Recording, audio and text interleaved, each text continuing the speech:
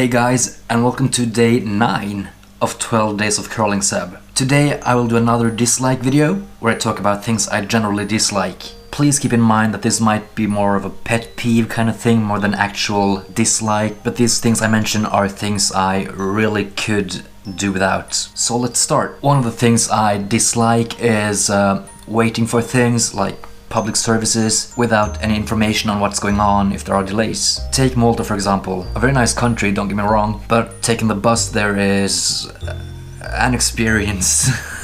I sometimes took the bus from where I lived and to another place that is approximately 3 kilometers away or about 2 miles, and it often took me an hour to get there. So the buses were supposed to go like every 10-15 minutes. I get down to the bus stop, I'm waiting and waiting and waiting for 15, 20, 25 minutes, no bus. Then all of a sudden maybe 2, 3, 4, 5 buses just drive right past you because they were so full. Yes, I know if they're full they can't take on any more passengers, and that's fine, but when you have to be somewhere at an exact time and you plan ahead and you're out there early, you're still going to get there late. But it's not in Malta though, it is everywhere. If you're waiting for something, if you have an appointment, or if you expect something to be there at a certain time and it isn't, and you're waiting for a long time and there's no one you can ask or no information, that is kinda annoying. I mean, we're in 2018 after all, so it shouldn't be that hard to get some information out there to the public.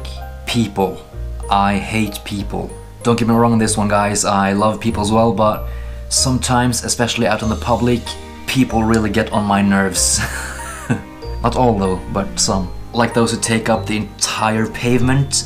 There's no way you can go past them without actually getting hit by a car. You're almost stepping on their heels and you're like, you know, trying to hint that you want to get past them, and they look at you and they're like, oh, there's someone there. And they just keep on taking up the entire pavement. Of course, I do ask them to move or kinda just say, hey, may I just pass you guys or something like that. And normally they let me through. The worst part is if you're walking different directions and they're walking towards you and they're taking up the entire pavement and they see you, they know you're there, they know that you're going to, so you'd either have to stop completely and go towards the wall or go, you know, in a ditch or something, just to let those very important people have their pavement. Another thing is people who stand to the left in escalators. There's a special place in hell for you guys.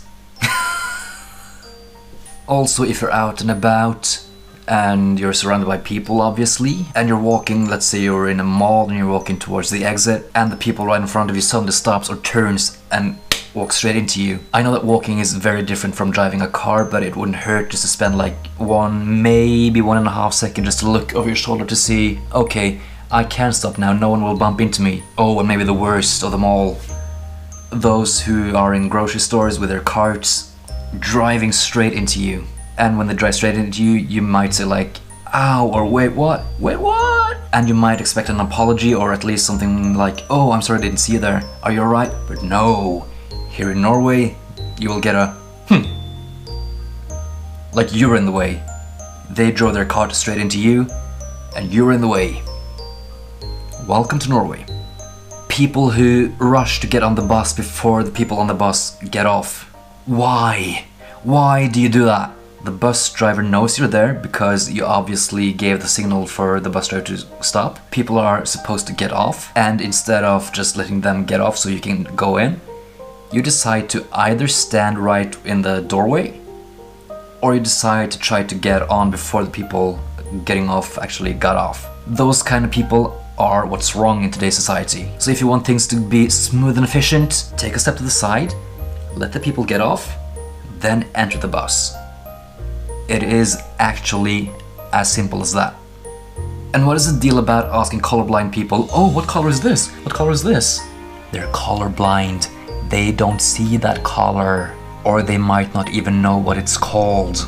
I watched a few of those Chroma glasses videos, you know, those glasses who actually help colorblind people to see colors. And in 95% of the time you hear, what color is this? What color is this? And I mean, if you're colorblind, you would know. My first questions would probably be, do you see a difference? How are the colors? Not 100 questions like, what color is this? What color is that ball? What color is the grass? And asking questions like, what color is the grass? What color is the sky? We're taught from very early that the grass is green and the sky is blue. So the answer would probably be green or blue.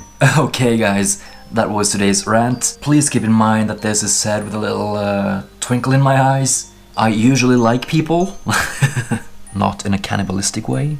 But you know, as I mentioned, it's more like a pet peeve kind of thing. And sometimes people do stuff that actually ticks you off. I know you've all been through that at least once. So, is there anything about people that you don't like? Feel free to drop a comment and let me know. Okay, I'm going to wrap things up now for day 9, and I will see you again tomorrow. Curlingseb.